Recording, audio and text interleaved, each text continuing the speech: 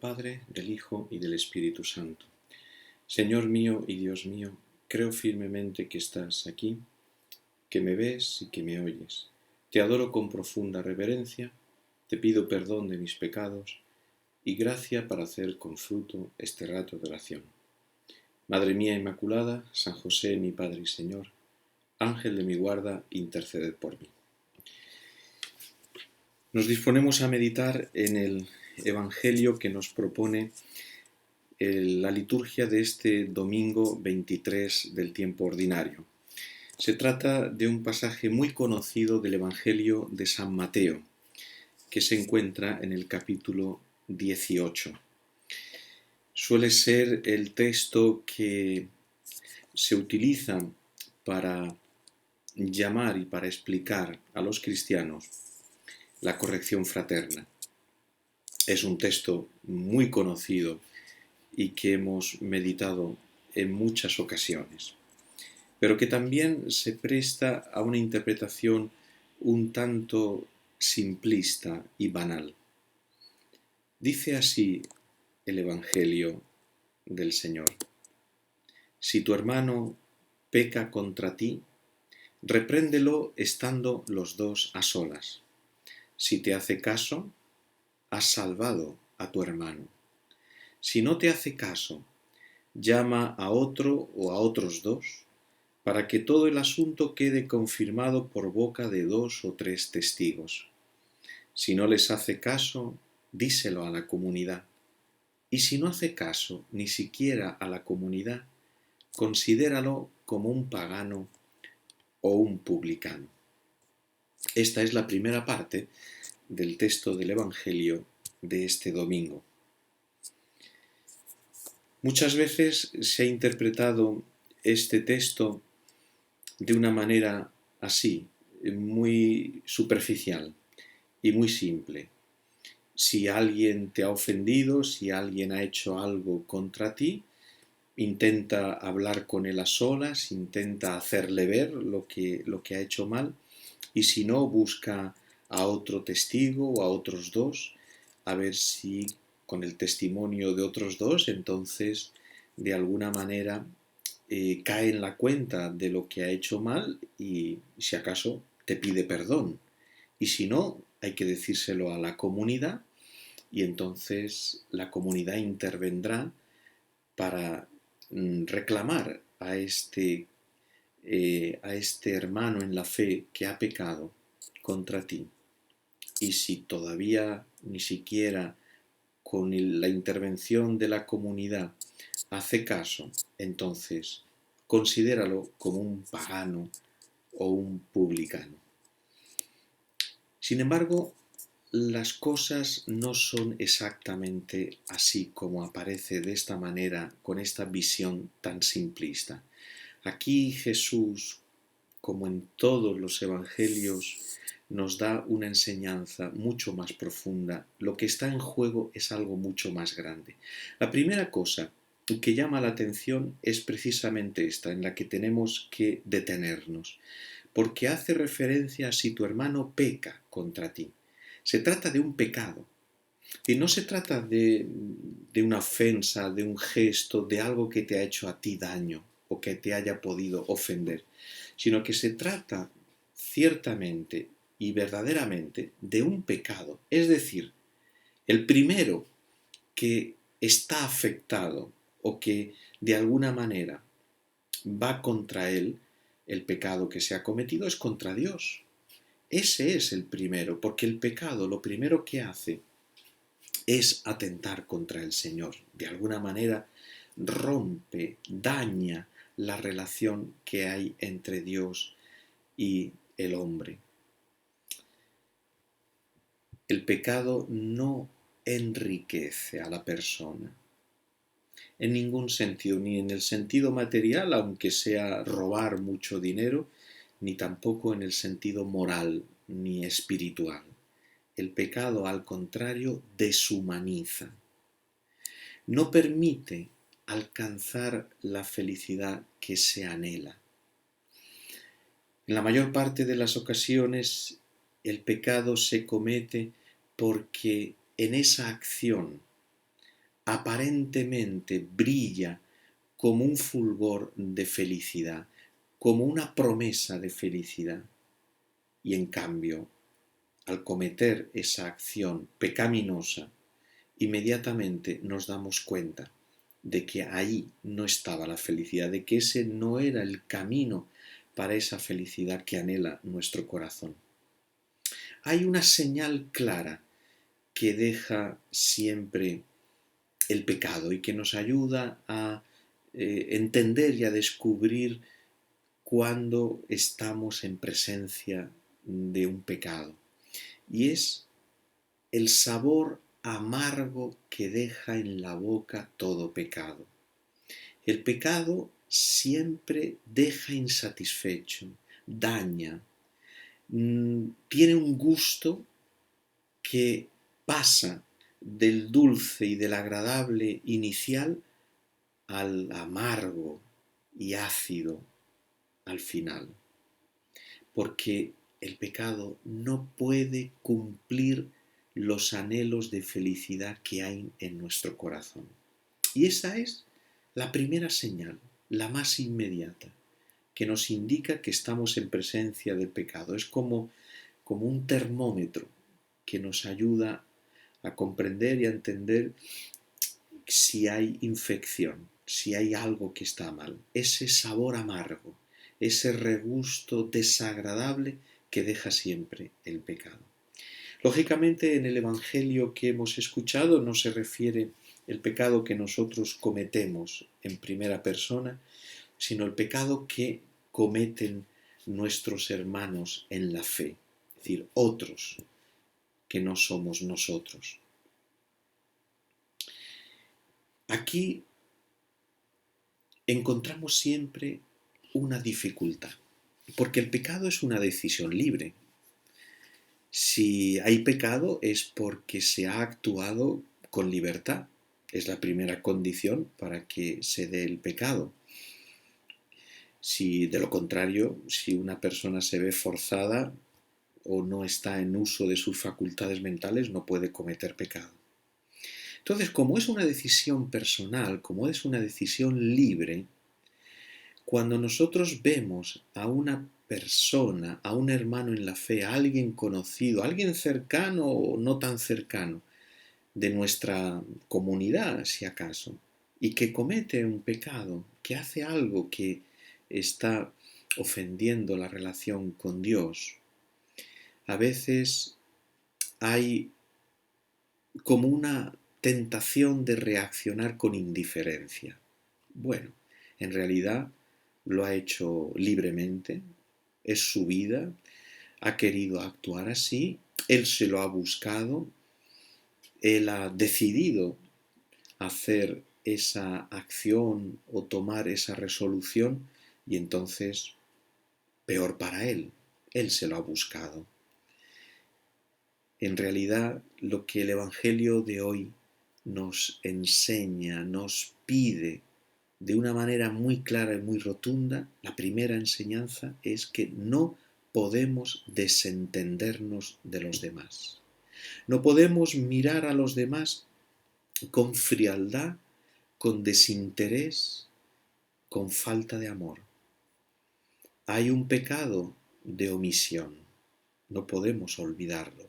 Hay un pecado de omisión, del que seremos responsables de él. Y si en realidad somos responsables y culpables de ese pecado de omisión, será muy difícil librarse al final del remordimiento. Yo podía haber hecho más. Por eso hay que evitar esta falta de interés hacia los demás, hacia la vida espiritual de los demás. ¿Cómo es posible que a nosotros, que amamos a Dios, que llevamos una vida de fe y que vivimos en una comunidad, nos pueda resultar indiferente lo que hagan los demás? Como si no nos atañase, como si fuera una cosa ajena a nosotros, como si en realidad no fuera con nosotros el que un hermano nuestro en la fe esté cometiendo un pecado. ¿Contra nosotros o pero un pecado? Esta es la cosa importante. Y hay un error que evitar, un error fundamental y muy importante, del que también de una manera implícita nos advierte el Evangelio de este día. El error que tenemos que evitar es el de difundir la noticia del pecado que se ha cometido.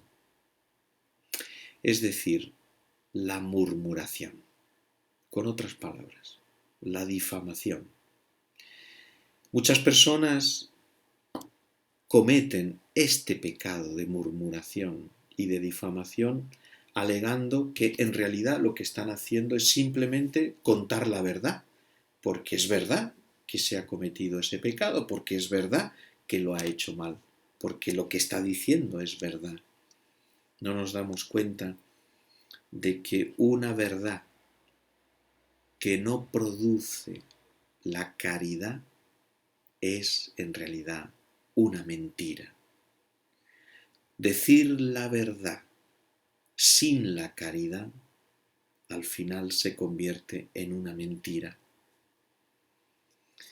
Si se difunde, si se murmura de otra persona, del pecado que ha cometido otra persona, esa persona se encerrará en sí mismo, ya no se podrá abrir, ya no podrá acoger la palabra de Dios, recapacitar sobre su vida y pedir perdón cuando se dé cuenta de que ha pecado. Porque esa murmuración y esa difamación precisamente de sus hermanos en la fe, lo que hace es que al final se encierre en sí mismo y cierre las puertas a la posibilidad de ser recuperado para Dios. Y entonces se perderá. Y nosotros, con nuestra murmuración y con nuestra difamación, estaremos contribuyendo a que un hermano nuestro en la fe se pierda. Y esto es gravísimo. Este es un pecado gravísimo. Y seguramente mucho más grave que el pecado de ese hermano nuestro. Jesús entonces, ¿qué hace? ¿Qué nos recomienda? ¿Qué pide que hagamos? De alguna manera, los tres pasos que indican el Evangelio, primero ir a solas a Él para advertirlo, para intentar ayudarlo a recapacitar, a darse cuenta de la realidad del pecado en su vida y entonces ganarlo para Dios. Esta es la finalidad, ganarlo para Dios. Que vuelva a restaurar la relación con Dios, a recomponer esa relación rota con Dios a causa del pecado que ha cometido. Primero a solas. Es de una delicadeza extraordinaria ese paso que el Señor nos pide. En primer lugar, ir a solas con Él.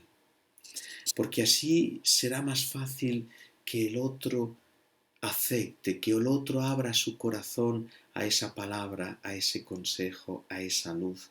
Y precisamente de aquel al que ha ofendido con su pecado. Esto es lo grande, que tú que has sido el ofendido por el pecado de tu hermano, no vas a ir a él para pedirle cuentas, para ajustar cuentas, para llamarle la atención, para reclamar justicia, sino que lo que quieres es que se ponga en paz con Dios. Esto es lo más importante. No tanto que te pida perdón a ti, sino primero que le pida perdón a Dios. Esto es lo que hay que conseguir, porque esto es lo más importante, porque ese pecado contra ti, en realidad, ha sido un pecado contra Dios. Y esto es lo primero, es la fuente de la salud y de la salvación para esa alma, está en que recupere la relación con Dios, que se ha roto. Y entonces podrá recuperarse la relación rota contigo. Y eso lo podrás conseguir si vas a solas con Él y le haces ver esta realidad. No tanto la ofensa tuya, no tanto el dolor tuyo, no tanto la exigencia de reparación y de justicia que tú tienes, y seguramente derecho, sino lo primero de todo, que la relación con Dios se ha roto. Y si acaso ni siquiera así, entonces el segundo paso, con 2 o 3 hermanos en la fe, para que de alguna manera Él pueda advertir a través del testimonio de estos hermanos, de la palabra de estos hermanos, del amor de estos hermanos, del cuidado y la preocupación y el interés de estos hermanos, que lo que está en juego es el amor de Dios. Lo que está en juego es el amor de Dios. Y que Él recapacite y se dé cuenta de esto. Y si a pesar de todo no hace caso, entonces tiene que intervenir la comunidad de la que forma parte, la comunidad en la que vive, la comunidad de la que Él es hijo. Él es una parte viva de esa comunidad, para advertirle por parte de la comunidad que está en peligro de perder su comunidad, de perder su familia, de quedar fuera de esa comunión de amor y de vida que es la comunidad cristiana.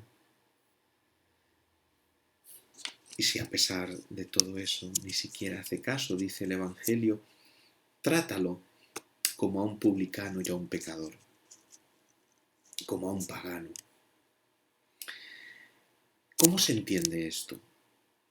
Muchos cuando llegan aquí a este versículo lo entienden como queriendo decir que el Señor aconseja la última medida, hay que expulsarlo, hay que dejarlo fuera de la comunidad y que se pierda, ¿no? Él se lo ha buscado, Él lo ha querido así, pues entonces que acarree Él solo con las consecuencias. Pero en realidad no es así. Considéralo como un pagano y como un publicano y como un pecador. Muy bien, pero vamos a preguntarnos, ¿y Jesús cómo trataba a los publicanos y a los pecadores? ¿Cómo se comportaba con ellos? Los buscaba, de hecho, le acusaban los fariseos de que era amigo de publicanos y pecadores y comía con ellos.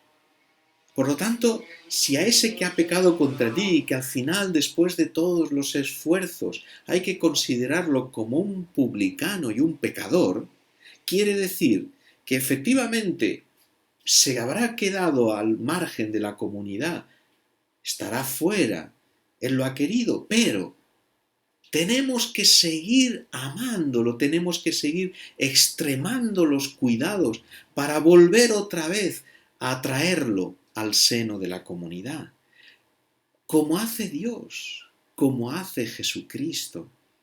El tratarlo como un publicano quiere decir una llamada a nosotros, por parte de Jesús, para invitarnos a redoblar los esfuerzos, la atención, el cariño, la delicadeza, el cuidado, la preocupación, el interés, para que no se pierda definitivamente. Esa es la expresión de trátalo como a un publicano y a un pecador. Es decir, redobla los esfuerzos para atraerlo al amor de Dios y para que no se pierda. Porque esta es la finalidad, este es el objetivo de todo, que no se pierda, que no se pierda, que restaure la relación con Dios, que vuelva al amor con Dios. Por eso, qué importante es que nos preguntemos en nuestra oración, en nuestra meditación, ¿me intereso por los demás? ¿Me preocupa la suerte de los demás? ¿Realmente considero importante la suerte, la vida, la relación con Dios de los demás? ¿Hago algo rezo, me esfuerzo, hago algún sacrificio, intento tratarles con la máxima caridad para que se acerquen a Dios, para que a través de esa caridad nuestra, de esos detalles de atención, de delicadeza, de amor, de consejo, puedan ellos experimentar el cuidado de Dios, el amor de Dios. ¿Cómo trato a los demás que han pecado? ¿Cómo los miro? ¿Cómo los veo? ¿Cómo los busco? Como Jesús hacía con los publicanos y los pecadores. O me aparto de ellos, o los considero ya como una cosa perdida, como algo que ya hay que abandonar, no se puede hacer nada por ellos lo han querido así, ellos llevan esa vida y entonces no hay nada que hacer por ellos. ¿De verdad no hay nada que hacer por ellos? ¿No podemos amar más? ¿No podemos tener más atención, más delicadeza? ¿No podemos rezar más en primer lugar? ¿Qué haría Jesús por ellos? Pues eso es lo que quiere que hagamos nosotros. Le pedimos, Señor, danos tu amor, danos tu caridad, pon en nuestro corazón ese fuego de amor que nos lleva a desvivirnos por los que se han alejado de ti, por aquellos que, por lo que sea, por las circunstancias que sea, con más culpa o menos culpa, se han alejado de ti. Señor, pon en nuestro corazón ese fuego de amor que hay en tu corazón para atraer a todos a tu amor.